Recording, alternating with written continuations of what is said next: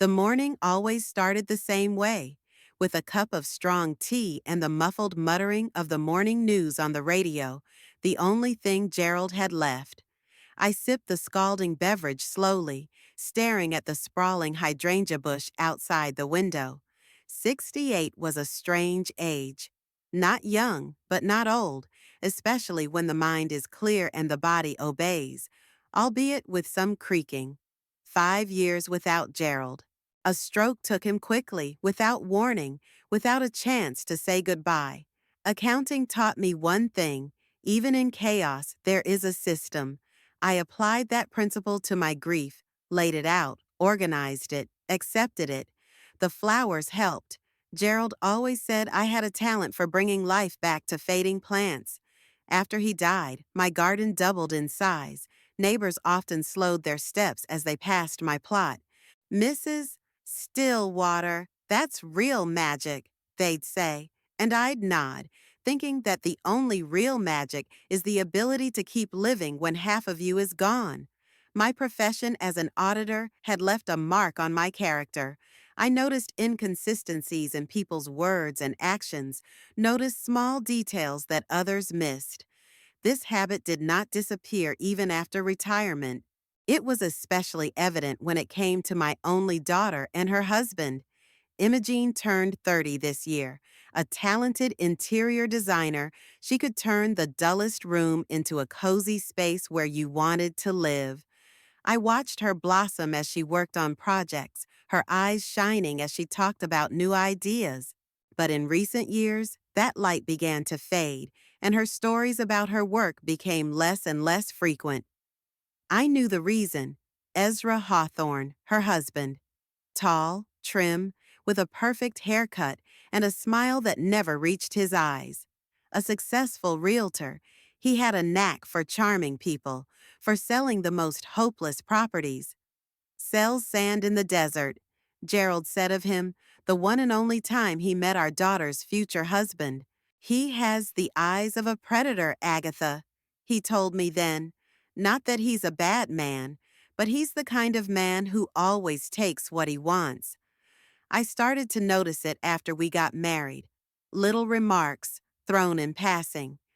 "Still no kids? It's getting late. My mom had 3 by the time she was your age. I think Patricia's pregnant, and she and Tom got married 6 months after we did." Imogene smiled and nodded, but I could see how every such word left an invisible crack.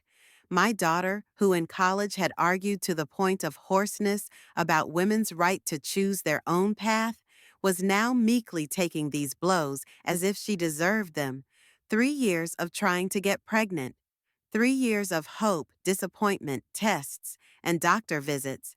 I watched Ezra's gaze grow colder with each negative result, and his words grow harsher. "Maybe there's something wrong with you," he'd say to Imogene when he thought I couldn't hear. She defended him when I tried to intervene. "He's just worried, Mom. He wants kids so badly." And then, finally, a miracle happened. The test showed 2 stripes. Imogene called me crying with happiness.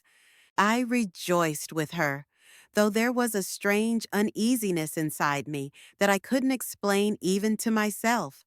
When I arrived at their house for dinner a week after the news, Ezra was radiant.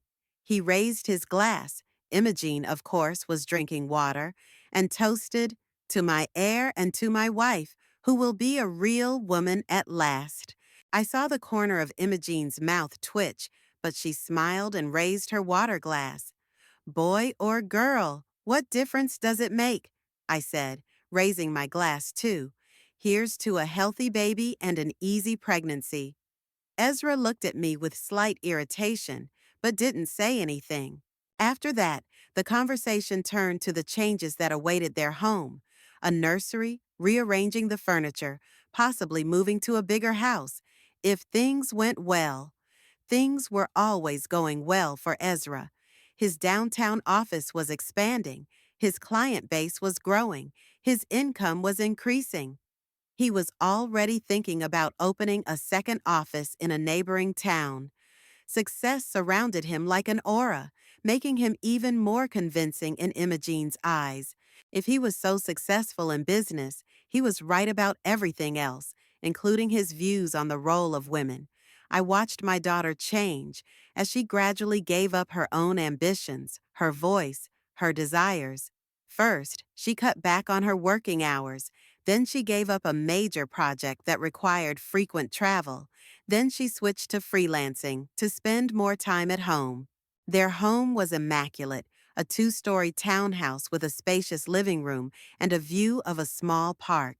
Everything about it screamed taste and wealth. But for me, there was always something sterile about it, like a beautiful picture from a catalog. Perfect, but not for living. The night before the first ultrasound, Imogene called me late as I was getting ready for bed. Mom? Her voice sounded quiet, almost guilty. Are you awake? Never for you, I answered, sitting down in the chair by the phone. What's wrong, sweetie? Ezra can't come with me to the ultrasound tomorrow, she said, and I could hear the mixture of disappointment and humility in her voice. He has an important meeting with a client in Sacramento. They're discussing a contract for an entire apartment complex. I didn't say anything, even though I was seething inside. Important meeting, important client, important contract. There was always something more important than my daughter's emotional needs. I was thinking maybe you could come with me? Her voice became even quieter, as if she was afraid of being rejected. If you're not busy, of course. Of course I'll go, I said firmly. What time do we have to be at the clinic? 11 o'clock, she sounded relieved. But you don't have to. I'll pick you up at 10:30, I interrupted. We'll have time to stop at that coffee shop that makes the blueberry muffins you like. I sat for a long time after the conversation, staring at the picture of Gerald on the nightstand. He was looking at me with the same soft smile he had 20 years ago when that picture was taken. What would you say to him now, Gerald? I whispered.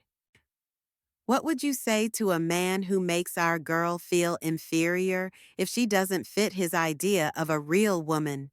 The picture was silent, but I knew the answer.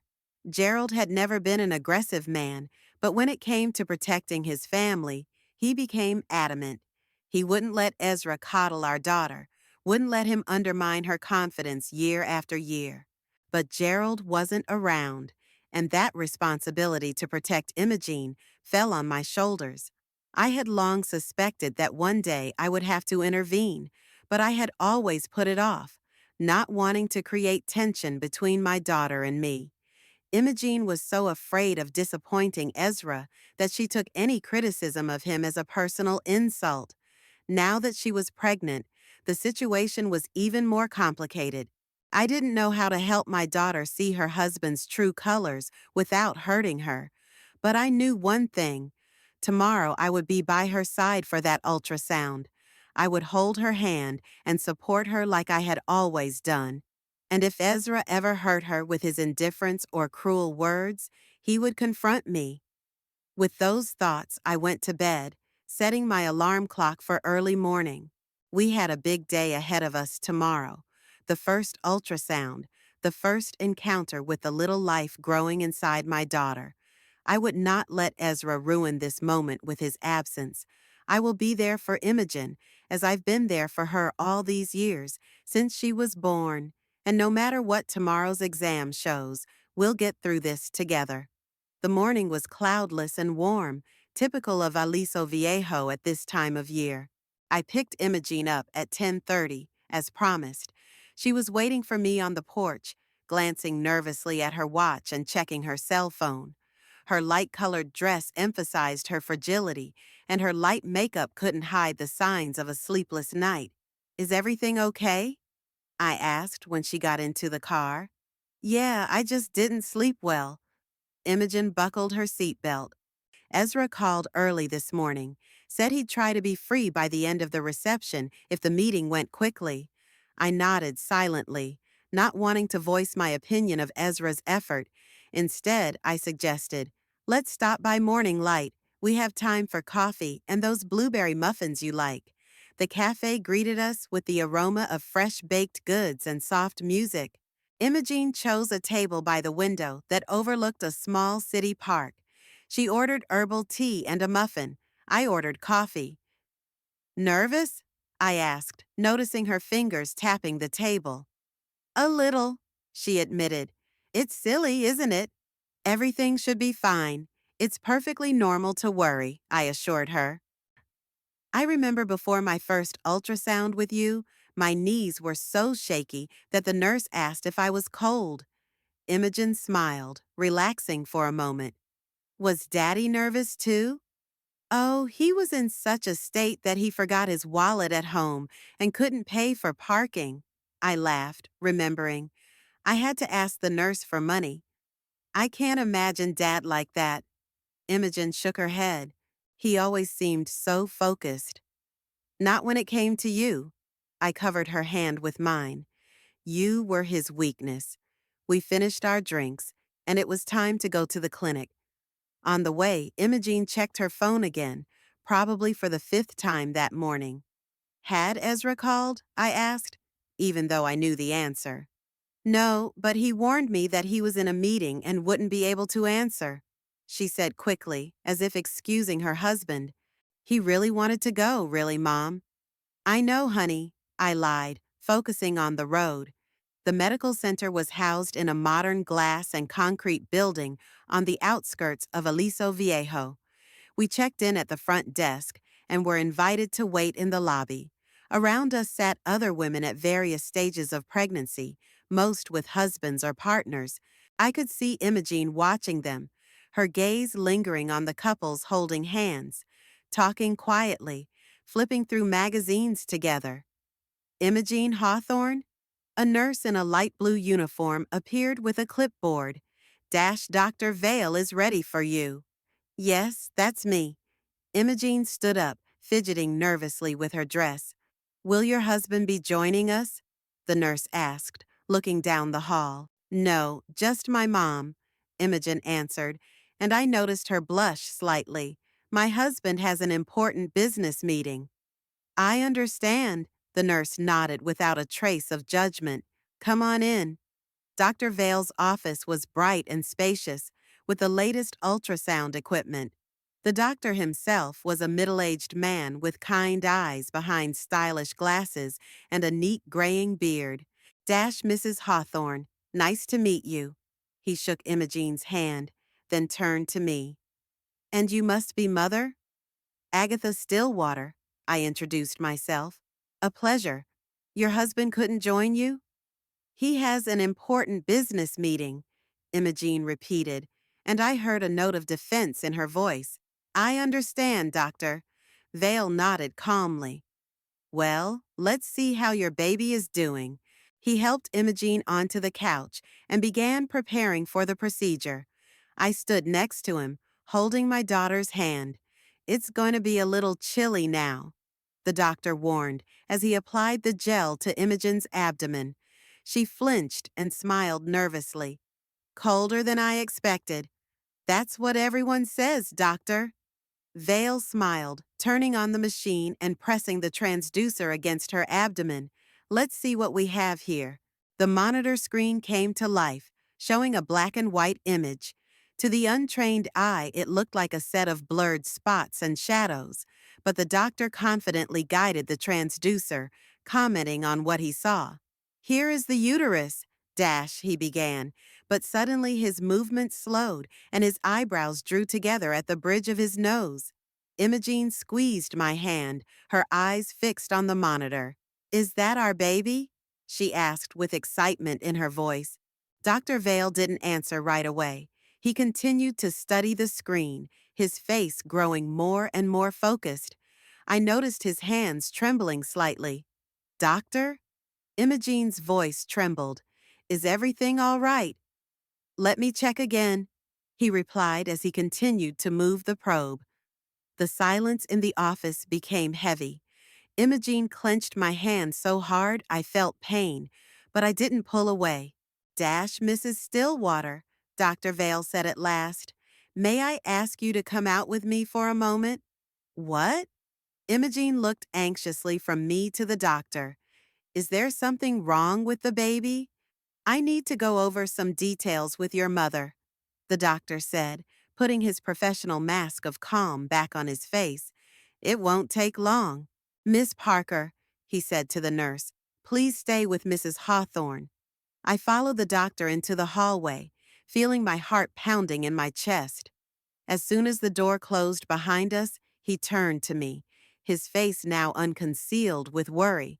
Mrs. Stillwater, your daughter has an ectopic pregnancy, he said quietly but clearly. The fetal egg had attached itself to the fallopian tube, not the uterus. I felt the blood drain from my face. What does that mean? I asked, even though I already knew the answer. It means that the pregnancy cannot develop normally, doctor, Vale explained. What's more, it's a potentially life-threatening condition. The fallopian tube is not designed to accommodate a growing fetal egg. If you don't intervene in time, the tube could rupture, leading to internal bleeding. I closed my eyes for a moment, trying to gather my thoughts. My daughter, my Imogen. After all these years of waiting, of hoping, what should we do? My voice sounded alien, mechanical. An emergency operation is necessary, the doctor replied. We have to remove the fetal egg to prevent the tube from rupturing. Depending on the situation, we may have to remove part of the fallopian tube as well. Will this affect my ability to have children in the future? I asked, thinking about how heartbreaking this news would be for Imogene. The odds go down, especially if you have to remove the tube, doctor, Vale said bluntly but sympathetically. But your daughter will still have a second tube, and under the right circumstances, she could get pregnant again. I took a deep breath, trying to calm down. It would be good to contact your daughter's husband, doctor, Vale continued. I have to explain the situation to Imogen, but she'll need support from her loved ones. Yes, of course, I nodded, pulling out my phone. I'll try to reach him. I took a few steps away and dialed Ezra's number. It rang. 1, 2, 3. The caller is temporarily unavailable. I gritted my teeth to keep from swearing out loud. Big deal. Important client. Too important to take my mother-in-law's calls. I left a quick message. Ezra, call me urgently. Imogen and I are at the medical center, and it's a serious situation. Call me back immediately. I didn't go into detail. That kind of news doesn't go to voicemail. Besides, part of me wanted him to call back out of concern for his wife, not just after hearing about the pregnancy problem. Dr. Vale was waiting for me at the office door. Were you able to reach him? No, I shook my head. I left a message. I hope he calls back soon. I understand, the doctor nodded. I need to explain the situation to your daughter. Are you ready? Yes, I squared my shoulders, willing myself to be strong for Imogen. We went back into the office. Imogen was half sitting on the couch, her face pale, her eyes wide with fear. Mom? She looked at me with such desperation that my heart sank. What's going on? I walked over and sat down next to her, taking her hand. Dr. Vale will explain, sweetheart. The doctor pulled a chair over and sat down across from Imogene, looking her straight in the eye. Mrs. Hawthorne, you have an ectopic pregnancy, he said calmly and clearly. It means that the fetal egg has attached itself not in the uterine cavity, but in the fallopian tube. Imogene looked at him with an uncomprehending stare. So, what does that mean? To the baby? For me? Dr. Vale sighed. Unfortunately, with an ectopic pregnancy, the embryo cannot develop normally. The fallopian tube is not designed for it. What's more, the condition is dangerous to your life. As the fetal egg grows, the tube may rupture, leading to internal bleeding. Imogen turned even paler. Her hand, which I was holding, became icy cold. But it's a mistake, isn't it? Her voice trembled. Maybe you saw something wrong. Maybe you need to run some other tests. I understand your condition, the doctor said softly. But the diagnosis is obvious. We can confirm it with a blood test for HCG and a repeat ultrasound, but the result will not change. So what now? Whispered Imogene. We need to operate immediately, doctor, Vale replied. The sooner we intervene, the less risk to your health and the better chance of saving the fallopian tube. And the baby? There was a plea in her voice that broke my heart.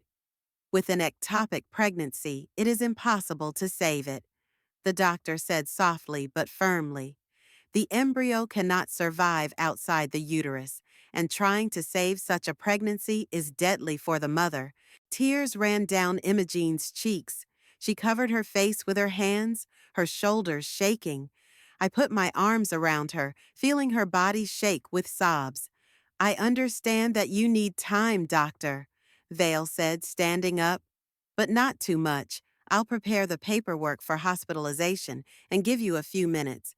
He quietly walked out of the office, leaving us alone. I held my daughter in my arms, stroking her hair like when she was little and came to me with broken knees or resentment toward her classmates. Why, Mom? She sobbed. Why is this happening to me? We waited so long, so hopeful. I know, honey, I know, I whispered, feeling my own eyes fill with tears. It's not fair. It's horrible. But you're strong. You can handle it. And we can try again when the time is right. She pulls away, wiping her eyes. Ezra, she began, and a new wave of tears sprang from her eyes. What am I going to tell Ezra? He's been looking forward to this baby. He'll be disappointed. He'll say I let him down again. I felt anger rising inside me. Cold, clear, focused.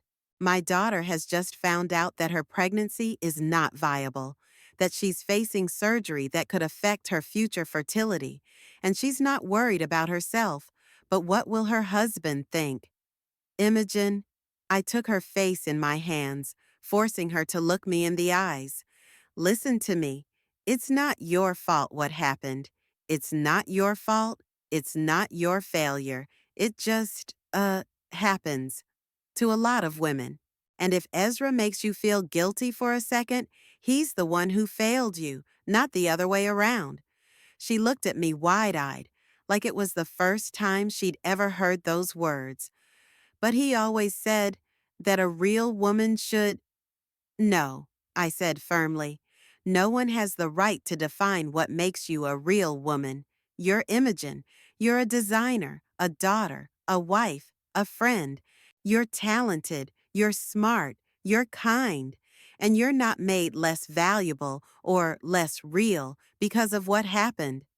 She averted her gaze, rubbing the edge of her dress. You don't know how important fatherhood is to him, she whispered. He's always talking about an heir, about how he wants a son. And now, if they remove the tube, my chances will go down. Listen to me. I got her attention again. What matters now is your health, your life. Everything else comes later. And I promise you I'll be there for you, no matter what happens. At that moment, the door opened and Dr. Vale returned with the papers. Dash Mrs. Hawthorne, he said gently. We've prepared everything for the hospital. We'd better do the operation today. The longer we wait, the greater the risk of a ruptured tube. Imogene nodded, wiping away her tears. Okay, she said quietly. I agree.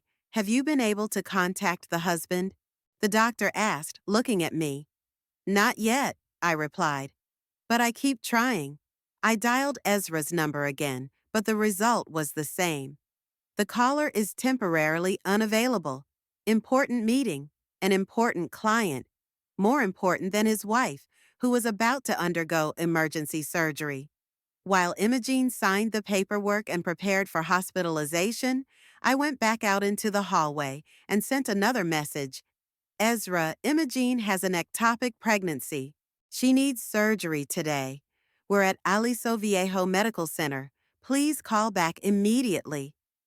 An hour later, Imogene was already lying in a hospital room, changed into a hospital shirt, with an IV in her arm. The surgery was scheduled for 16 hours. Ezra never called back. Maybe we should try calling his office, Imogen suggested, checking her cell phone for the 10th time. The receptionist could give him a good idea, I nodded, though I was seething with anger inside. The man who'd sworn to love and care for my daughter was unavailable when she needed him most. I walked out into the hallway and called Ezra's office. The receiver was picked up by his secretary, Patricia, a young woman with a perpetually cheerful voice. Hawthorne and Associates Real Estate. How can I help you? Patricia, this is Agatha Stillwater, Imogen's mother. I need to speak to Ezra right away. Oh, Mrs. Stillwater. Her voice got even more cloying. Unfortunately, Mr. Hawthorne is in an important meeting with a client in Sacramento. He asked not to be disturbed. It's an emergency, I said, trying to speak calmly. His wife is in the hospital. She's going into surgery. There was a pause on the line. Oh my God, Patricia finally said, her tone changing. Yeah, I didn't know. I'll contact him right away. Thank you. I dictated the name of the hospital and the room number. Please tell him to come as soon as possible. When I returned to the room, I saw Imogen lying with her eyes closed. Tears were still streaming down her cheeks. I sat down quietly beside her, taking her hand. I called Patricia, I said. She'll contact Ezra. Imogen opened her eyes and looked at me. He's going to be angry, she whispered. He wanted this baby so badly. And now, Mom, it's not the surgery I'm afraid of. I'm afraid of his reaction. I squeezed her hand, realizing at last how deeply ingrained my daughter's fear of her husband had become, how much he had subjugated her to his idea of her worth. And in that moment, I vowed to myself that I would protect Imogene not only from the medical threat, but also from the man who had spent years destroying her self-esteem. Time in the hospital is strange. Minutes tick by like hours and hours fly by. Imogene was moved to a pre-op room where a nurse checked her vitals every half hour. I sat next to her, holding my daughter's hand and trying to distract her by talking about anything but the upcoming surgery and Ezra's absence. Mrs. Hawthorne, the surgeon doctor. Mervyn, a tall man with shrewd eyes and graying temples, entered the room. We plan to start in an hour. How are you feeling? Fine, Imogene answered quietly, though her pallor and trembling hands said otherwise. We're going to perform a laparoscopic surgery, the doctor explained. It's a minimally invasive procedure where we make several small incisions instead of one large one. The recovery will be quicker. What about? Imogen stammered, unable to say the word baby. We'll do everything we can to preserve the fallopian tube, Doctor, Merwin said softly, understanding her unspoken question correctly. But the priority is your safety. When the doctor left, Imogene turned to me, tears in her eyes. Ezra never called me back, she whispered. Patricia promised to contact him. I tried to speak soothingly, though I was seething with anger inside. He's probably on his way here right now. It was at that moment that my phone rang. Ezra's number popped up on the screen. I stepped out into the hallway so the conversation wouldn't upset Imogene any further. Ezra? I answered, trying to keep my voice steady. Agatha, what's going on? His tone was harsh, irritated. Did Patricia say something about the hospital? I was in a crucial meeting. Can you imagine how uncomfortable it was to get out? I took a deep breath, counting to 5 to keep from snapping. Imogene has an ectopic pregnancy, I said as calmly as I could. She's going into emergency surgery in an hour. The fetal egg is attached to the fallopian tube, not the uterus. It's life-threatening, Ezra. There was a pause on the other end of the line. Then I heard an exasperated sigh. Shit, so there's no chance of keeping the pregnancy alive at all? No, Ezra. An ectopic pregnancy can't develop normally. This is about saving your wife's life. Yeah, I understand, he said hurriedly, like he was uncomfortable with the subject. It's just, we've waited so long. And now it's all gone. Ezra, my voice turned icy. Your wife is in pre-op right now. She's scared and upset. And most of all, she's afraid of your reaction. Can you come and support her? Of course I will, he replied after a pause. I just need to finish some business here. A client from Sacramento, you know. Your wife's having surgery. I couldn't hide my anger. What other client could be more important? Look, Agatha. His tone became hard. I understand you're upset, but I'm in business. I can't just drop everything because… Because of what, Ezra? I interrupted. Because your wife is in danger? Because she might not be able to have children in the future? What could be more important than that? Calm down, he snapped at me. The operation is in an hour. You said so yourself. I'll be there by the time it's over. What am I going to do there now? Sit and stare at the wall? You could be by her side, I said, barely holding back, holding her hand, telling her you love her, that it wasn't her fault. Of course it's not her fault, he said with a note of condescension. But honestly, Agatha, you couldn't even get pregnant properly. 3 years of trying, and now this. I froze, not believing my ears. Those words, spoken so casually, as if he were discussing the weather or the electric bill, not his wife's tragedy, hit me like a slap in the face. What did you just say? My voice dropped to a whisper. Well, it's true. He didn't seem to understand my reaction.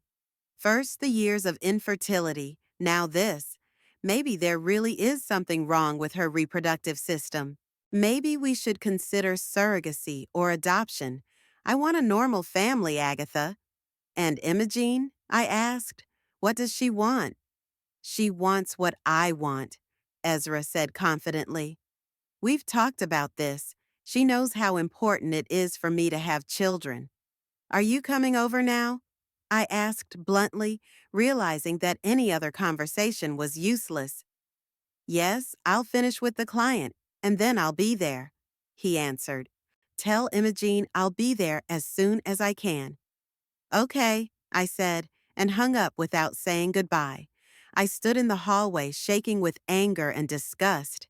In the 7 years I'd known Ezra, I'd never heard him express his disappointment in Imogen so openly. Usually he masked it with jokes or light teasing. But now, in this moment of crisis, his true colors were showing. I took a deep breath, trying to calm myself before turning back to my daughter. She shouldn't see my anger, not now, not when she needed my strength and support.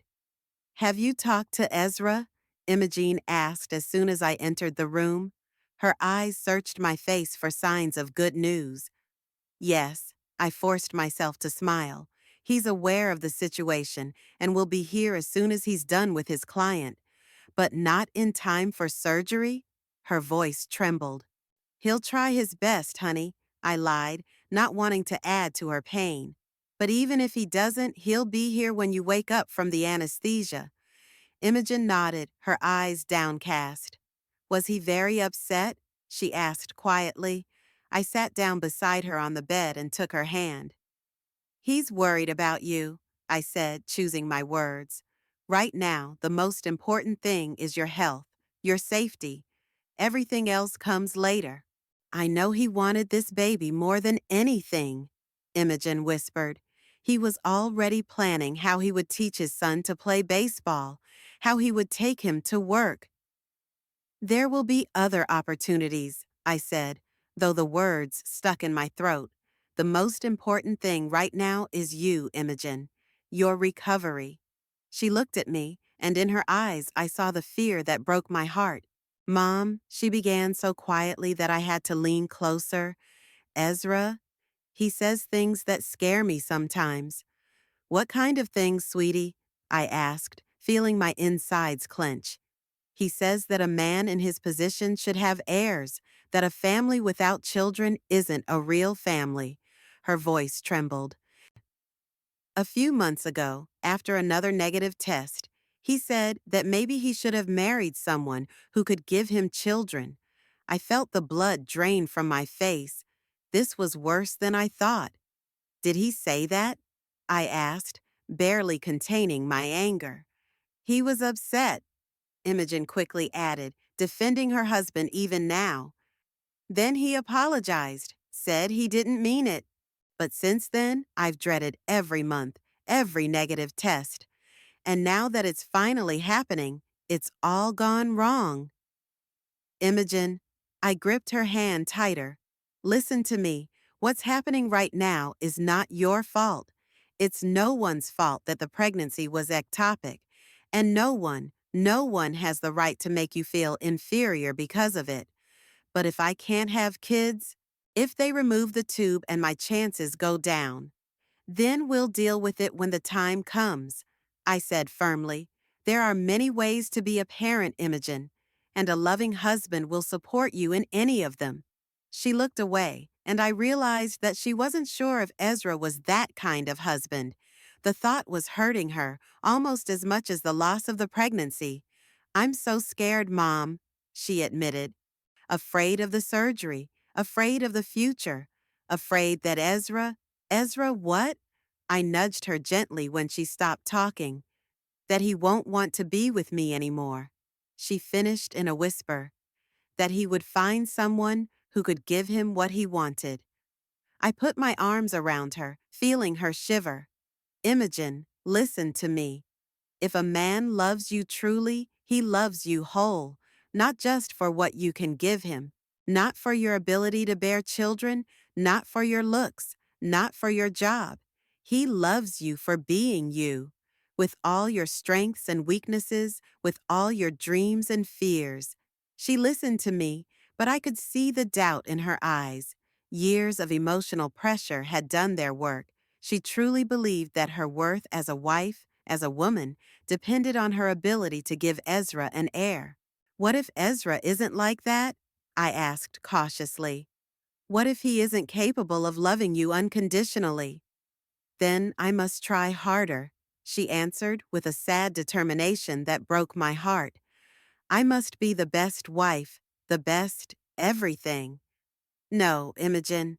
I took her by the shoulders, forcing her to look into my eyes. If a man can't love you for who you are, he's the problem, not you. You don't have to change, shrink, try to be someone else to deserve love. She looked at me with such desperation, such longing, that I realized she wanted to believe me, but she couldn't. It was too deeply ingrained in her that she had to live up to Ezra's expectations, that she was never good enough for anything. Your father loved you at first sight, I said quietly. Absolutely, completely, without any expectations or demands. You're entitled to the same love from your husband. At that moment, the door opened and a nurse came in with a gurney. Dash, Mrs. Hawthorne. It's time, she said gently. We'll take you to the operating room. Imogene squeezed my hand so tightly that I felt pain. Mommy, she whispered, will you be here when I wake up? Of course, sweetheart. I kissed her forehead. I'm not going anywhere, I promise. The nurses helped her onto the gurney. I walked beside her, holding her hand, until we reached the door to the operating room. We can't go any further, the nurse said. You can wait in the waiting room on this floor. The surgery will take about an hour, maybe an hour and a half. I leaned over and kissed Imogen again. It's going to be okay, I said. I'll be waiting for you. If Ezra comes, she started. I'll tell him you love him, I promised, though the words burned my throat. When the doors closed behind the gurney, I was alone in the hallway. Only then did I allow myself to let out all the emotions I'd been holding back for my daughter's sake. Tears streamed down my cheeks, and my shoulders shook with silent sobs. I cried from grief for my girl, from anger at Ezra, from fear for Imogen's future with or without this man. Pulling myself together, I went to the waiting room. It was a small room with cushioned armchairs, a coffee table, and a television muttering the news quietly. Besides me, there was only an elderly couple quietly talking in the corner. I sat down and pulled out my phone. No messages from Ezra. I hadn't expected anything different, but I still felt a prick of disappointment. Not for myself, for Imogene. She deserved a better husband, a better partner than this cold, selfish man. The clock on the wall showed the beginning of 5. The surgery was supposed to be in full swing. I pictured my daughter on the operating table, surrounded by strangers, unsupported by the husband who was supposed to love her in sickness and in health. The thought caused almost physical pain. At 6:30, the door to the waiting room opened and Ezra entered, impeccably dressed as always, with a perfect haircut and an expression that should have portrayed concern but looked more like annoyance. "Agatha," he nodded at me. "How is she?" "Still in surgery," I answered, trying to keep my tone neutral. "Should be done in the next half hour."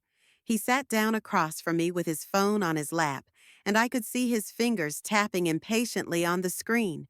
"Tell me more about what happened," he said without looking at me. "What kind of ectopic pregnancy is this?"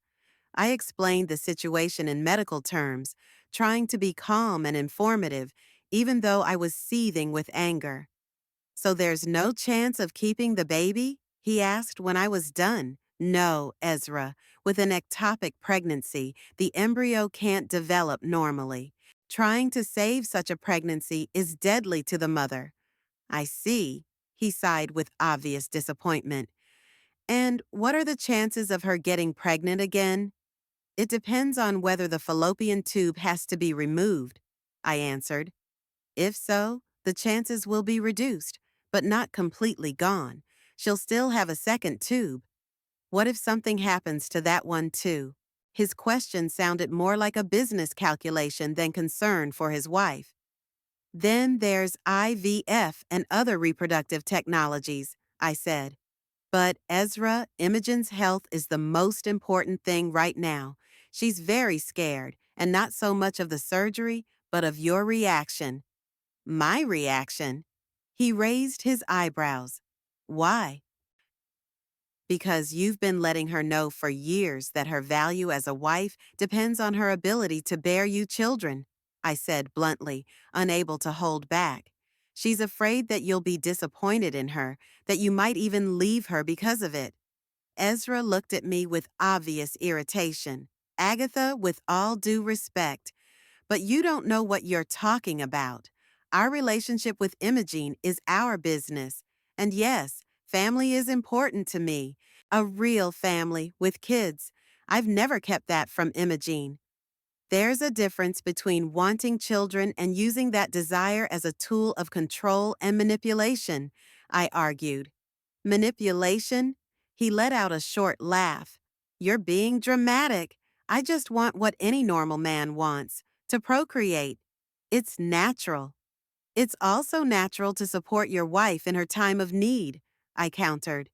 "To be there for her when she's having surgery, not to finish a business meeting."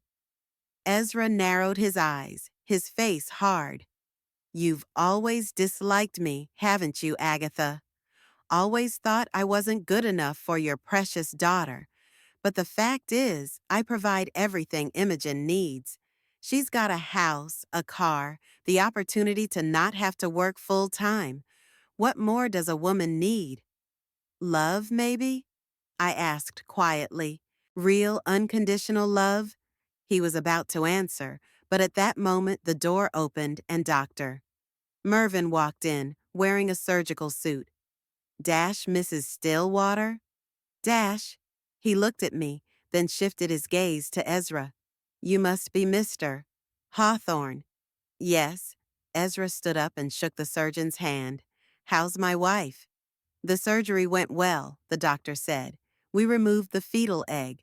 Unfortunately, we had to remove a part of the fallopian tube because it was too damaged. I felt my shoulders slump with relief. Imogen was safe. That's the main thing. Is she in intensive care? I asked. Yes, she'll be moved to a room soon. She's still under anesthesia, but should wake up in the next hour. You can wait here. The nurse will come and get you when Mrs. Hawthorne is ready for visitors. When the doctor left, Ezra sat down again, pulling out his phone and starting to look at the messages. Well, it's good that it's over, he said, keeping his eyes on the screen. When do you think she'll be discharged? If there are no complications, in a day or two, I answered, watching him with growing disgust. Ezra, do you realize what she's going through right now? She's lost a pregnancy, had surgery, partially lost her fertility. She needs support, not. I know what to do with my wife, Agatha, he interrupted me. And yes, of course I will support her. But life goes on. We can try again when she recovers, or consider other options. I stared at him, realizing that the conversation was useless. Ezra didn't see Imogene as a person with feelings, fears, and hopes. He saw her as a function, a tool to accomplish his goals, a status wife, the mother of his children, the keeper of his home. I will be there for her, I said quietly but firmly. No matter what happens, I'll always be at her side. Ezra lifted his eyes from the phone and looked at me with a cold grin. I know, Agatha. That's exactly what I'm afraid of. The wait in the hospital always seems endless. Seconds stretch into minutes, minutes into hours. After talking to Dr. Merwin, Ezra, and I sat in the waiting room without speaking to each other. He was immersed in his phone, checking email, answering messages, occasionally talking to someone in a whisper. I was flipping through an old magazine, not reading the words, mentally close to my daughter. An hour and a half later, a nurse came into the room. Dash Mrs. Hawthorne's relatives? She asked, though there was no one else in the room but Ezra and me. The patient is awake. You may visit her. We got up and followed the nurse down the long hallway. Ezra walked beside me, his face impenetrable. I wonder, I thought, what he's thinking about. About his wife? About his lost child? Or about the business meeting he had to interrupt? Imogene's room was small but bright. My daughter lay on the bed, pale, with dark circles under her eyes. An IV was hooked up to her arm, and a green heartbeat line pulsed on the monitor next to her. As we entered, she turned her head and smiled weakly. Mom, she whispered. Ezra. I walked up first, kissed her forehead, and took her hand. How are you feeling, sweetheart? I asked. Tired, and a little sore. She shifted her gaze to her husband, who had stopped at the foot of the bed. Ezra, you came. There was something pinched in the way she said it, as if she couldn't believe he'd actually show up, as if his presence was an unexpected gift rather than something that went without saying. Of course I came, he replied, stepping closer. He didn't lean down to kiss her, didn't take her hand, just stood beside her, lightly touching the bed. How are you? Good. Imogen tried to smile again. The doctor said the surgery was a success. Ezra nodded, then hesitated and asked, What about the chances for the future? Will you be able to get pregnant again? I threw him a sharp look. Of all the questions he could have asked, about her well-being, about her pains, about whether she needed anything, he chose that one. Imogen closed her eyes for a moment, and I saw a tear roll down her cheek. They removed one fallopian tube, she answered quietly. The doctor said the chances of getting pregnant are about halved, but still there. I noticed how Ezra's shoulders tensed, how his lips tightened just for a second before he put his mask of restraint back on. I see, he said, and I heard a note of disappointment in his voice that I was sure Imogen picked up on as well. Well, when you're better, we can discuss options. Options? Imogene asked, her voice trembling. Yeah, he shrugged, as if discussing a business proposal rather than the future of their family. We could try it naturally, and if it doesn't work out, there's IVF, surrogacy. Ezra, I couldn't take it anymore. Your wife just had major surgery. Maybe this isn't the time to discuss it. He looked at me with barely concealed irritation. I just want Imogen to know that we're not giving up. We can still have a family. You already have a family, I countered. You two are already a family. Ezra ignored my remark and turned to Imogen again. Did the doctor say when you'll be discharged?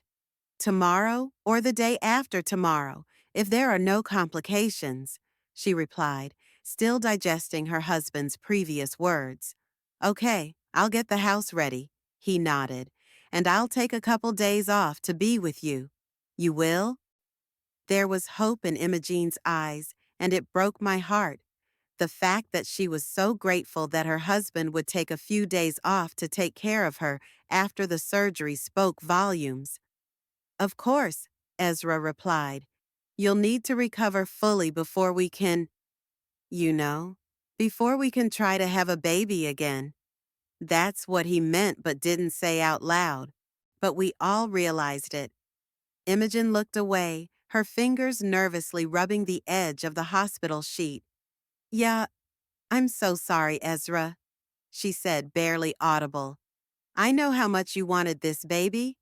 Hey, he finally took her hand. It's not your fault. It's just biology. It's nobody's fault. But there was no warmth in his voice, no tenderness that a husband should have when comforting his wife at a time like this. He spoke rationally, almost detachedly, as if he were performing a necessary social ritual. I know, but Imogen hesitated, searching for words. We waited so long, tried so hard, and when we finally did, I was so happy. I wanted to make you happy, to give you a child. We'll try again, Ezra interrupted her. When you're better. The important thing is that you're okay. The last phrase sounded so fake that I couldn't help but say something harsh.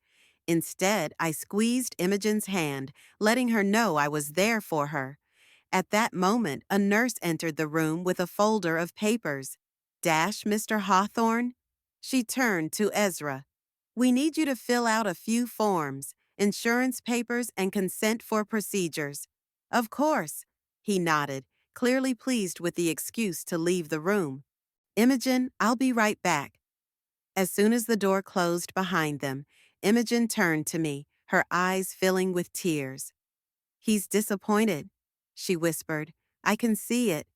He tries to hide it, but I know him too well. I sat down on the edge of the bed, careful not to disturb the drip. Imogen, listen to me, I said, looking her straight in the eye. You've just had major surgery.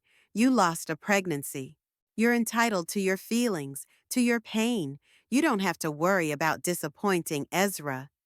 But I do, she objected. He's my husband. I love him. I want him to be happy. What about your happiness? I asked. Did Ezra ever ask you how you were feeling? Not physically, but emotionally? You lost a child too, Imogen. You're hurting too.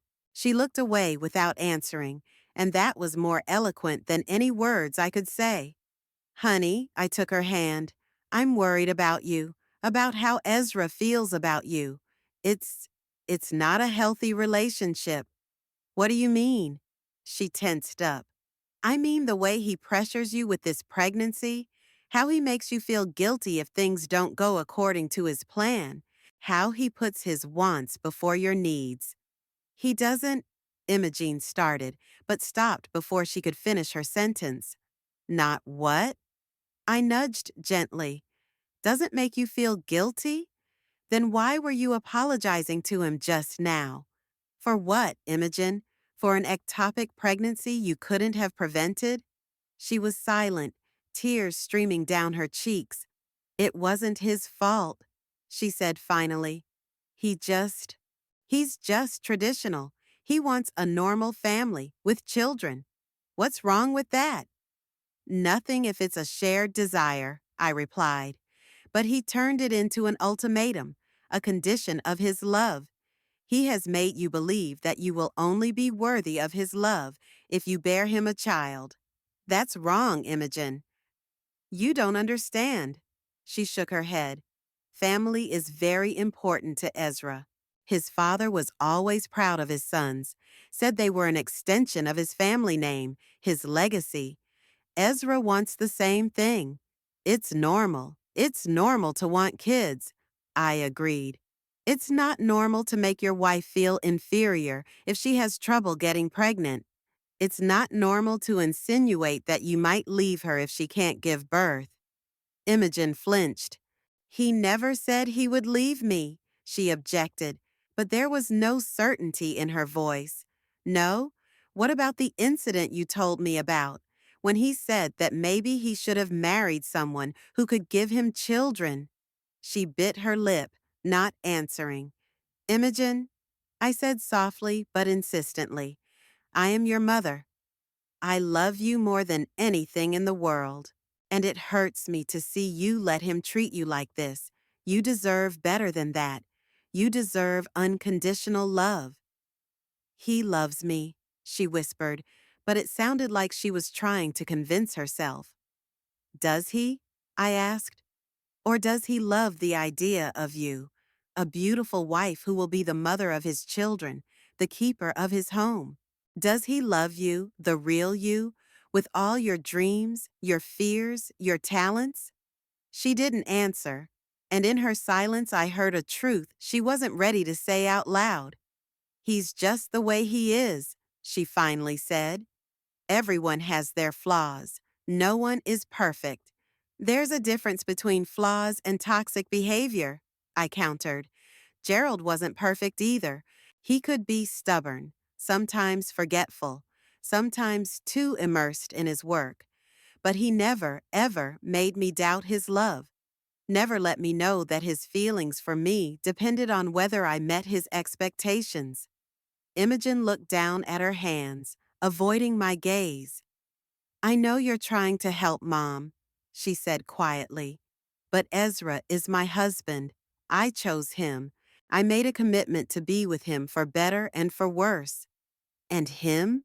I asked. Did he make the same commitment? Where was he today when you needed him most? At work, she answered. He had an important meeting.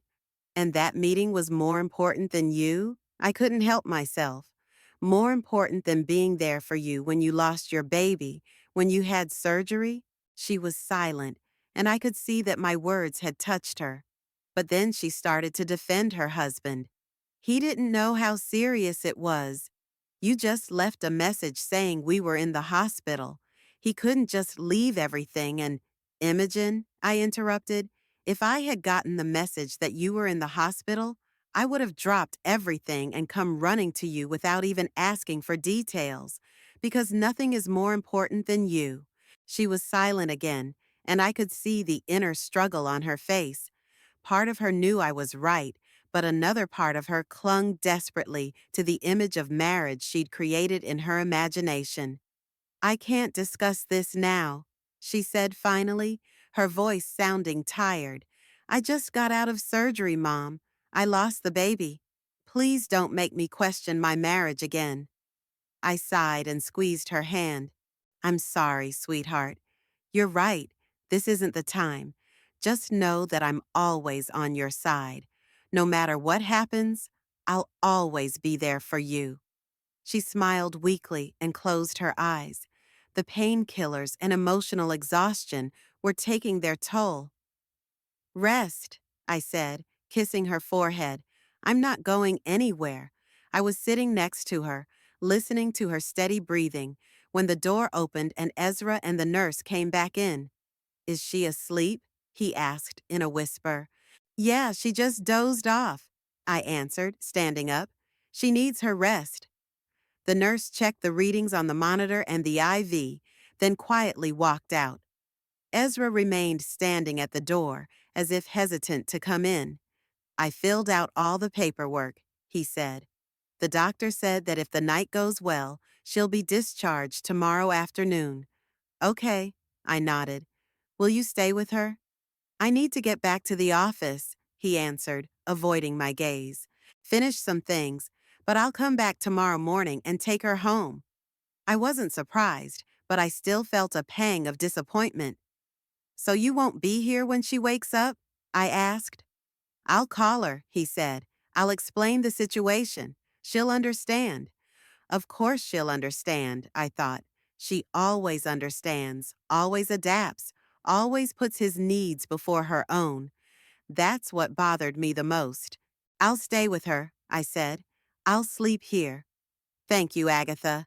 Ezra nodded, and for a moment I saw something like gratitude in his eyes. But that expression faded away, replaced by his usual restraint. I'll go. Tell her I called. He left without kissing his sleeping wife, without even touching her. He just turned and walked out, as if he was leaving a business meeting, not the bedside of the woman who had just lost their child. I sat down next to Imogen again, looking at her pale face. Even in her sleep, she looked tense, as if she was afraid to relax completely. I remembered how she'd been before I'd met Ezra Bright, confident, with a spark in her eyes and plans for the future. Now that spark had all but faded, and I couldn't help but blame her husband for that. But I also knew I couldn't make the decision for her. I couldn't force her out of the relationship if she wasn't ready to leave it. All I could do was stand by her side, support her, and hope that one day she would see the truth. She deserved so much more than Ezra was willing to give her. I took her hand and promised her quietly, I'm with you, sweetheart. No matter what happens, I'll always be with you. Being discharged from the hospital is always a joyous occasion, but in Imogen's case, it was different. I watched her smile strainedly at the nurses, thanking the doctors, but her eyes remained sad and her shoulders tense. Ezra came to pick her up exactly at the appointed time, no earlier, no later. He brought a change of clothes and helped me pack, but it was all done with mechanical precision, without the tenderness I would expect from a loving husband. All the papers are signed, he said, closing the folder with the discharge papers. Ready to go home? Imogene nodded, rising gingerly from the bed. Despite the laparoscopic nature of the surgery, it still hurt to move. I went over to help her, but Ezra beat me to it, supporting her by the elbow. It seemed like the right gesture, but there was no warmth in it. The way one would support a coworker or an acquaintance, not a loved one going through a loss. Thank you, Imogene said quietly, leaning on his arm. I'll bring the car around to the front, Ezra said. Agatha, will you help her down? Sure, I nodded. When he came out, Imogene sat on the edge of the bed, clearly exhausted from even this minimal effort. How are you feeling, sweetheart? I asked, sitting down beside her. Physically, it's tolerable, she replied. It hurts a little when I move, but the painkillers help. Emotionally, she was silent, searching for words.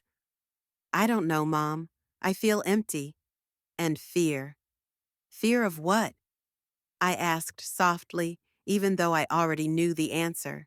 Of the future, she whispered. Our future with Ezra.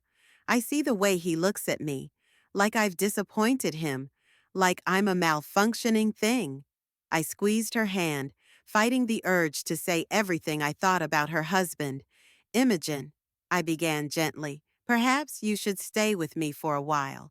While you're recuperating, I could look after you, and you wouldn't have to worry about— No, she shook her head. I can't, Mom. Ezra's upset enough as it is. If I go to you, he'll take it as if I'm choosing sides, like there's something wrong between us. Isn't there? I couldn't help myself. Imogene looked away.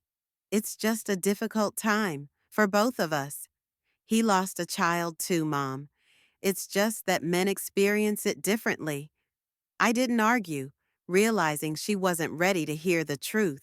Instead, I helped her into a cardigan and soft slippers.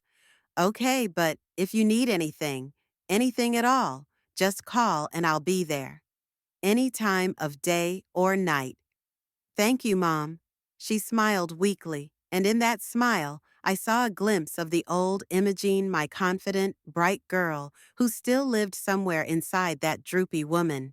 We took the elevator down and went out the front door, where Ezra was already waiting in his black BMW. He opened the back door so Imogene could lie down if she got sick on the road. Are you sure you're okay? I asked as she settled into the back seat. I can ride with you. Help with? We'll be fine, Agatha, Ezra interrupted me. Don't worry, I'll take care of my wife. There was a note of irritation in his voice that he didn't bother to hide. I looked at Imogen, searching her eyes for confirmation that she really wanted to do this, and she nodded weakly. It's okay, Mom. Ezra took 2 days off to be with me. Good. I leaned over and kissed her cheek. Call me tonight, okay? I will, she promised. I stood at the entrance to the hospital, watching the car taking my daughter away. Two feelings were fighting inside me. I wanted to respect her choice, and I was afraid for her. Something told me that this was just the beginning of the storm, and I needed to be ready when it blew. The next few days passed in relative calm. Imogene called daily, talking about her recovery. Ezra, she said, was attentive, bringing food to her bedside, monitoring her medication intake, working from home to be there for her. But something in her voice alarmed me. It was as if she were telling a memorized text rather than sharing her real feelings. On the fourth day after discharge, Wednesday night, my phone rang around 9 o'clock. Imogene. I immediately sensed something was wrong. Dash, honey? I answered, trying to sound calm. How are you? Mom? Her voice was shaking, and I could hear her crying. Can you come over? Please. What's wrong? I was already looking for my car keys, clutching the phone between my ear and shoulder. Ezra? Dash, she stammered, trying to hold back the sobs. He said we needed to think about our future, that he wants a complete family. Mom, I'm afraid I'm on my way, I interrupted. I'll be there in 20 minutes. Are you home alone? Yeah, he left an hour ago. Said he was spending the night at the office, that he needed to think. Stay where you are, lock the doors. I'll be right there. I raced through the evening streets of Aliso Viejo, breaking the speed limit. My heart was pounding with fear and anger. I knew this was going to happen. I knew that Ezra wouldn't be able to accept the situation, that his ego wouldn't allow him to support his wife in her time of need. But I didn't expect him to strike so soon, when she hadn't even recovered from surgery yet. As I pulled up to their house, I noticed that the lights were only on in the bedroom on the second floor. I quickly went up to the porch and rang the bell. Imogene opened the door a few seconds later, pale, with tear-stained eyes, wearing an old robe over her pajamas. Mommy? She threw herself around my neck, and I felt her body shake with sobs. Hush, sweetie, hush. I hugged her, gently, remembering the stitches from the surgery. Let's go inside. You can tell me everything. We went into the living room, and I sat her down on the couch, wrapping her in the blanket that was lying next to her. Imogen looked exhausted, both physically and emotionally. What happened? I asked when she had calmed down a bit. Everything was fine for the first 2 days, she began, wiping away her tears. Ezra really took care of me. But then he went back to work and I saw him, drifting away, getting colder and colder. Tonight I asked what was going on and her voice shook again. He said he needed time to think about our future, that he's always dreamed of a big family, of children, and now that my chances of getting pregnant have gone down, he's not sure we want the same thing. Is that what he said? I tried to stay calm, even though I was seething inside. Not exactly, Imogen shook her head. He said, he said he deserved a full family, that I knew how important fatherhood was to him when I married him, that he wasn't ready to give up on his dream. What about your dreams? I asked. He asked, what do you want? I said I wanted kids too, she answered quietly, that we could try again when I recovered, or go to a fertility specialist. But he just shook his head and said it could take years, and he was already 35 and didn't want to be an old man when his son goes to school. I closed my eyes, counting to 10 so I wouldn't say everything I thought about Ezra. Imogen, I finally said, what do you want to do?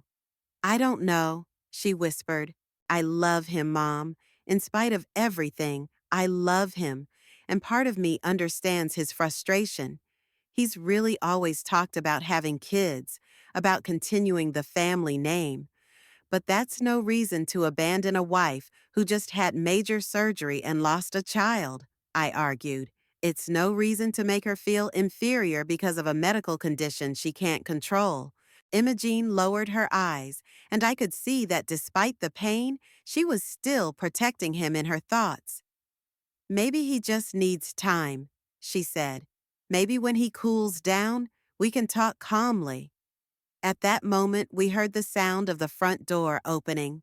Imogen flinched, her eyes widening with fear. It's Ezra, she whispered. I thought he wasn't coming back today. I stood up, ready to face my son-in-law.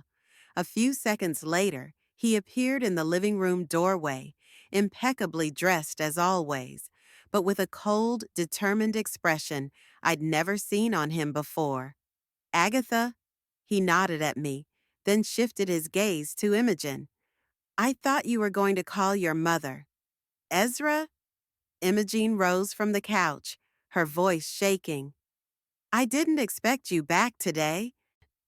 I came to get some things, he answered, walking past us toward the stairs.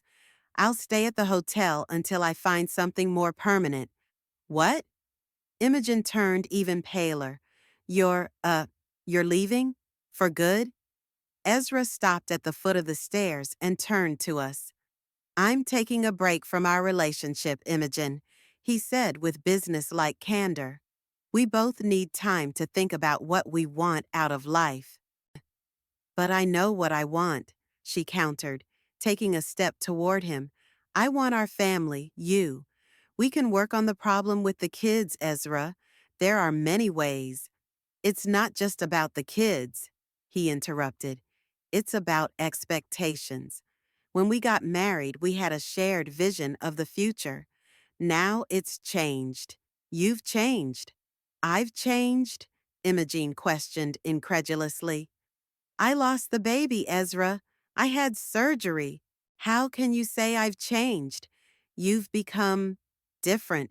He was choosing his words, clearly trying to sound reasonable, more dependent, more emotional. This is not the woman I married. I couldn't keep quiet any longer. What woman did you marry, Ezra? I asked, stepping forward. The one who would always live up to your expectations? The one who would smile and nod no matter how you treated her? Who will feel guilty that her body let you down? With all due respect, Agatha. His voice turned icy. This is between me and my wife. My daughter just had a major surgery, I continued, ignoring his words. She lost a child. She needs support and love, not judgment. If you really loved her, you'd be there for her, helping her through this. Instead, you're only thinking about yourself. I'm thinking about my future, Ezra countered. Our future. I want a family, children. I've always been honest about that. Imogene knew what she was getting into when she married me. She didn't sign up to be abandoned as soon as she encountered a medical problem. I could no longer hide my anger. Mom, please. Imogen put her hand on my shoulder, but I could see that my words hurt her. She was beginning to realize for the first time what was really going on. Ezra shook his head with an expression of superiority that made me even angrier. See, Imogen? This is why I didn't want you to call your mother. She's always turning you against me. I'm not turning her against you, I countered. You're doing a great job of showing your true colors. Ezra ignored my words and headed upstairs. Imogen and I could hear him opening and closing drawers and rustling things. A few minutes later, he came down with a large travel bag. I'll pick up the rest later, he said, heading for the exit. Ezra, please. Imogen blocked his path, her eyes full of tears. Let's talk. Let's work this out together. I'm your wife. We made a vow to be together for better and for worse. You failed me, Imogen, he said harshly. I married a woman who shared my values, my dreams of family. Now I see I was wrong. It's not fair. She exclaimed. I wanted this baby as much as you did. It's not my fault what happened. Maybe, he shrugged. But the fact remains that your chances of getting pregnant have gone down. And I need a woman who can give me children. I deserve a chance at fatherhood. Those words hit Imogen like a slap in the face. She stepped back as if she'd been physically struck. You're leaving me because I might not get pregnant? Her voice was barely audible. I'm taking a break to consider our future, Ezra corrected, and I suggest you do the same. Do you have someone? Imogen asked suddenly, and the way Ezra looked away for a split second, I knew she'd hit the mark. It's irrelevant, he said after a pause. Yes, it is, Imogen insisted, and I was surprised to hear the steel in her voice. Do you have another woman? Answer me, Ezra. He sighed as if he were talking to an uncomprehending child. I've met someone who better understands the importance of family values, he finally admitted. Someone who shares my desire to have children and is willing to put family first. While I was in the hospital, Imogen couldn't believe her ears. While I was recovering from surgery, were you seeing another woman? That's not true, Ezra grimaced. I've known her for some time now. She's a client. But it wasn't until recently that I realized how similar we are in our outlook on life. You've been cheating on me? Imogen's voice shook with anger and pain. Technically, no, he answered. We were just talking about life, about family, about how a woman should support her husband. And how do you think a woman should support her husband? I interjected, unable to hold back any longer. Ezra looked at me with undisguised irritation. A woman should know her place, Agatha. She should create a home, give birth and raise children, support her husband in his aspirations. She should be his rear end, not his burden. And Imogen was a burden? I could barely contain my rage. When she worked as a designer, bringing money into the house. When she spent years trying to get pregnant, going through all those painful procedures. When she lost a child and nearly died of internal bleeding. That's not what I meant. He waved it away. But face it, Agatha. Imogen had changed. She's become too dependent, too emotional. She's no longer the woman who attracted me in the first place. You're right, Ezra, Imogen said suddenly, and we both turned to look at her in surprise. I have indeed changed. I let you convince me that my worth as a woman, as a human being, depended on my ability to bear you a child. I allowed you to make me feel inferior, unworthy of love. I gave up my ambitions, my friends, my voice, all to fit your idea of a proper wife. And you know what? I hate what I've become. I hate this scared, insecure woman who's always looking for your approval. Ezra stared at her with his mouth open, clearly not expecting this reaction. Imogen, you're emotionally unstable after the surgery, he finally said, trying to regain control of the situation. We'll talk when you've calmed down. No, Ezra, she shook her head. I've never been clearer in my thoughts. Go away. Go to your woman who knows her place, who will bear you airs and smile, even when you treat her like an incubator instead of a human being. Ezra looked at her with undisguised surprise, which was quickly replaced with anger. You'll regret those words, he said. When your emotions subside, you'll realize what you've lost. No, Ezra, Imogene said firmly. I already know what I'm gaining myself.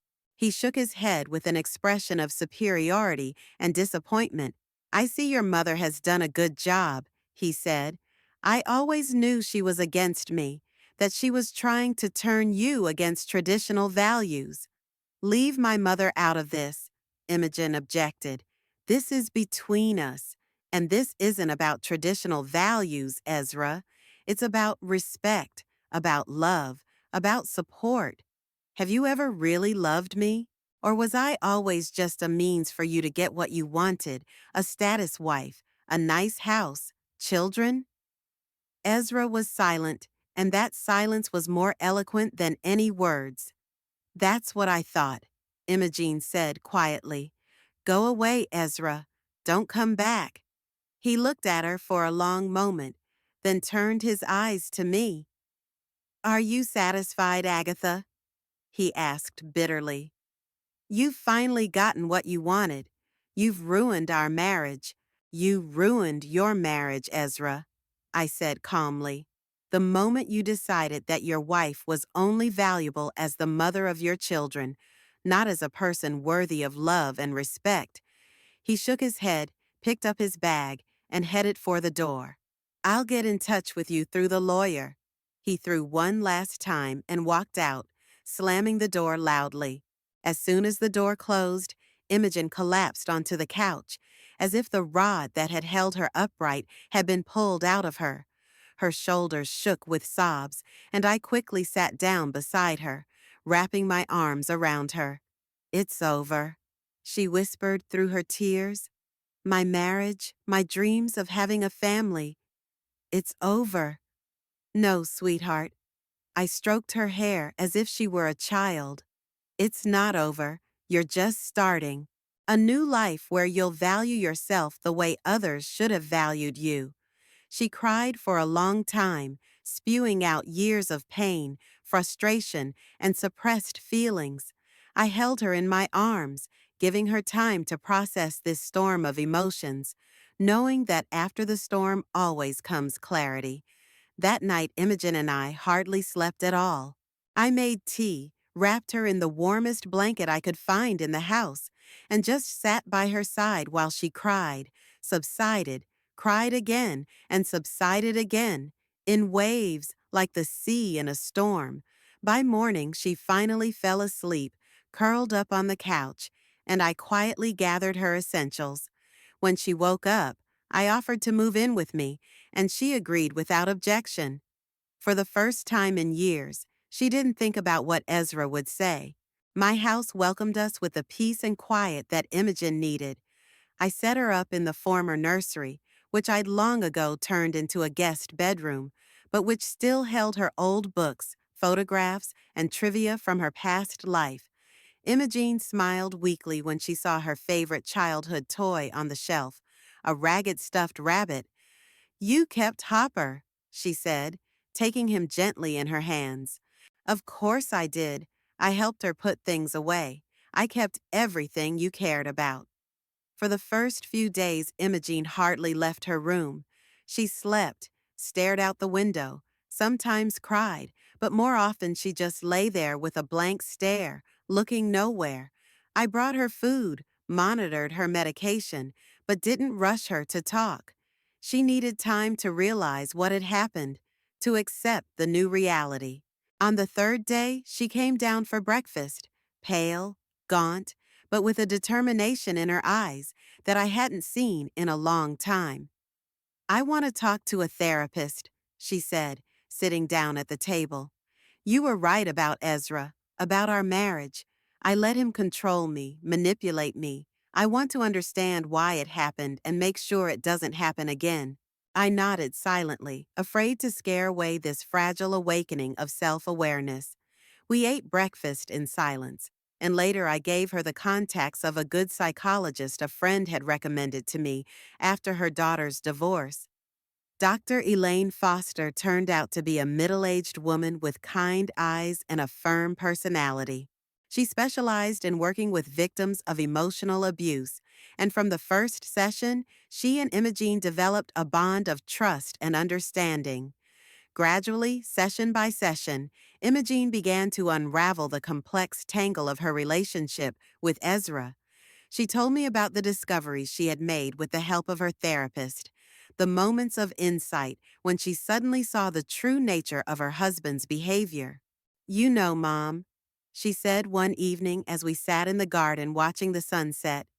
Doctor, Foster explained to me how gaslighting works, how a manipulator makes you question your own perception of reality, your feelings, your memory. Ezra did it all the time. When I told him I was hurt by his words, he would reply that I was being overly sensitive. When I reminded him of his promises, he claimed he never said those things, that I was making it all up. Eventually, I began to believe him more than I believed myself. I listened in silence, giving her a chance to talk. These conversations were part of her healing, a way to re-examine the past and find lessons for the future. And his obsession with children, Imogene continued, shaking her head. Dr. Foster said it was a classic example of a man seeing a woman not as a person, but as a function, to bear him heirs, to continue his line. That's not love, Mom.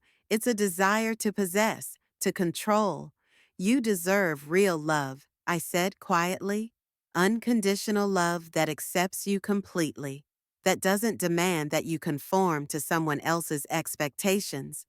I'm beginning to realize that. She nodded. But I still have a long way to go. It wasn't a straight or easy road. There were days when Imogen woke up with confidence and strength, ready to build a new life. And there were days when she cried again, missing not the real Ezra, but the idealized image she had created in her imagination. A loving husband who never existed. This is normal, Doctor, Foster said in one of the joint sessions Imogene asked me to attend. Your daughter is going through a grieving process. She is grieving not only the lost pregnancy and marriage, but also the image of herself, her hopes, her dreams, her visions of the future. It feels like a death, the death of the life she had planned. How long will it last? I asked, seeing Imogene fighting back tears. As long as it takes, Doctor, Foster replied. Grief doesn't have a timetable, but I can see progress. Imogene is getting stronger every day. And it was true. Little by little, my daughter was coming back to life. She started helping me in the garden, cooking dinners, even calling old friends she had lost touch with during her years of marriage to Ezra. She began to take an interest in the news of the design world, browsing the professional magazines I had specially subscribed to for her. One morning, about 2 months after she moved in with me, she came down to breakfast with her laptop in hand. I'm thinking of going back to work, she said, opening her computer and showing me her updated portfolio. I contacted Michael at Interior Vision. Remember, I worked with him before I got married. He said they had room for a part-time designer. That would be perfect to start. That's wonderful, honey. I couldn't hide my joy. You've always been a talented designer. Ezra considered my work a hobby, she said, and I noticed that now she could say his name without a tremor in her voice. He said a real woman should devote herself to her home and family, not her career. I wanted so badly to be a real woman in his eyes that I gave up the business I loved. And now? I asked. And now I realize that being a real woman means being true to yourself, your values, your talents. She smiled, and that smile reached her eyes. For the first time in a long time. I want to create beautiful spaces again, Mom. I want to see people rejoice when their homes are transformed. I want to feel useful again, meaningful. You've always been meaningful, I said, squeezing her hand. Always, Imogen. Just temporarily forgot about it. The next week, she got a job at Interior Vision and plunged headlong into a new project, the renovation of an old colonial-style house. I could see the life coming back into her every day, her shoulders squaring, a sparkle in her eyes that I hadn't seen in years. And then, 3 months after they broke up, Ezra showed up again. It was a Sunday afternoon. Imogene and I had just returned from the plant nursery where we'd bought new shrubs for my garden when his black BMW pulled up at the gate. I felt Imogene tense up when she saw her ex-husband, but she didn't run into the house as she would have done before. She straightened up and waited calmly for him to approach. Imogen, Ezra nodded to her, then to me. Agatha, what are you doing here? Imogen asked in a steady voice. I wanted to talk, he answered, in private if possible. Imogen looked at me, and I realized that she wanted to handle this on her own. I'll be inside if you need me, I said, and went into the house, but stopped at the window, ready to intervene if necessary. They sat down on the garden bench, far enough apart that they didn't touch. I couldn't hear their conversation, but I could see the body language. Ezra leaned toward Imogene, using the same enchanting gestures that had once attracted her. Imogene sat upright, keeping her distance. After 20 minutes, she stood up and headed toward the house, and Ezra remained seated with his head down. What did he want? I asked when Imogene came into the kitchen. To come back, she said, pouring herself a glass of water. Said he'd made a mistake, that he was emotionally unstable because he'd lost his child, that he was willing to forgive my mistakes and give me another chance. And what did you say? I held my breath.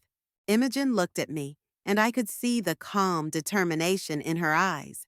I said no, she answered simply. Said I didn't need his forgiveness because I hadn't made any mistakes, that I didn't want another chance at being a wife who was only valuable for her ability to bear a child, that I had found myself and I wasn't going to lose myself again. I went over and hugged her, feeling her heart beating, strong and steady, like a man who knows his worth. What happened to his new woman? I asked. The one who knows her place? She left him. Imogen smiled weakly. Turns out she didn't know her place as well as he thought, especially when she found out he was still married. So what now? I pulled back, looking her in the eye. Now I'm filing for divorce, she said firmly. Dr. Foster helped me find a good lawyer who specializes in this kind of thing. I want a full and complete break with Ezra and everything he represents. I nodded, proud of my daughter's strength, her determination to start a new chapter of her life. In the weeks that followed, Ezra never gave up trying to win Imogene back. He sent flowers, which she sent back, called mutual friends, trying to influence her through them. Once he even showed up at the Interior Vision office, causing a scene after which Michael, Imogene's boss, banned him from the premises. He can't accept that he's lost control over me, Imogene said after the incident. For him, it's not a matter of love, it's a matter of power. How are you? I asked, seeing how tired she was of the harassment. I'll be fine, she replied. It's just another challenge that makes me stronger. 6 months after their separation, on a warm spring day, Imogene and I were sitting in my garden, enjoying the first hydrangeas blooming. She had just returned from court, where the judge had formalized their divorce. Ezra didn't show up for the hearing, sending a lawyer in his place who mechanically read out the terms of the property division. How are you feeling? I asked, glancing at my daughter, who was fiddling with a glass of lemonade. Strange, she admitted. It's like a long, grueling chapter of my life has ended. I feel liberation and a little fear. Fear of what? Of not knowing, she shrugged. Everything has changed so much these past few months. I'm no longer Ezra's wife, no longer the future mother of his children. I'm just Imogen again. And sometimes I'm not sure who this Imogen is, what she wants out of life. You have time to find out, I said, squeezing her hand. You have your whole life ahead of you. You know, she looked away thoughtfully. I still think about children, about motherhood, not for Ezra, not to carry on his family name, but for myself. I've always wanted to be a mother, and you can be one, I said. When the time is right, when you're ready, there are many paths to motherhood. Yes, she nodded. Dr. Foster says the same thing, that I shouldn't let one loss determine my entire future, that I can build a new life, a new family, on my own terms, in my own time. We sat in silence, watching the sun sink below the horizon, coloring the sky in shades of pink and gold. Imogene looked peaceful, as if she was at peace with herself for the first time in a long time. Michael offered me a full-time job, she said abruptly, and the opportunity to run my own projects, not just help other designers. He said I've kept up my talent over the years. That's wonderful. I was happy for her. You said yes? Yes, she smiled. And I'm thinking about getting my own apartment. Nothing big, just a place that would be all mine, where I can create a space that reflects the real me. I'm going to miss you, I admitted, but I'm so glad you're ready for this step. I won't go far away, she promised, and I'll come to your house for Sunday lunches. Maybe I'll even learn to cook something other than toast. We laughed, and that laughter was like a symbol of a new chapter in her life, a chapter full of hope, opportunity, and freedom. When it got dark, we went back to the house. Imogene went upstairs to call Michael and discuss the details of the new project, and I stayed in the kitchen making dinner. My heart was full of pride for my daughter, for her strength and courage. She had walked through the darkness and stepped into the light, not broken, but transformed by her experience. I knew that her journey was just beginning, that there would be more challenges, moments of doubt, perhaps even breakdowns. But I also knew that she now had an inner compass that would not allow her to lose herself again. She learned to value her voice, her desires, her integrity. And that was the most important lesson she could learn from everything that had happened. True love never requires giving up on yourself. Real love accepts you whole, with all your strengths and weaknesses, dreams and fears. True love doesn't condition, doesn't give ultimatums, doesn't manipulate. Imogene deserved that kind of love, and now, freed from a toxic relationship, she could finally open herself up to it. Whether it was the love of a partner, friends, a future child, or most importantly, love for herself. From my window, I could see her silhouette in the upstairs room, a slender figure leaning over her laptop, absorbed in a new project. She looked revitalized, full of energy, as if she had finally found her place in the world. And I thought that despite all the pain and loss she'd been through, perhaps that was her true purpose, not to be someone's wife or mother, but to be herself, Imogene, in all her complexity and beauty. The garden outside my window was fading into the darkness of night, but I knew that in the morning it would bloom again, just as my daughter's life was blooming now, new possibilities, new dreams, new beginnings, and I was eternally grateful for the opportunity to witness this rebirth.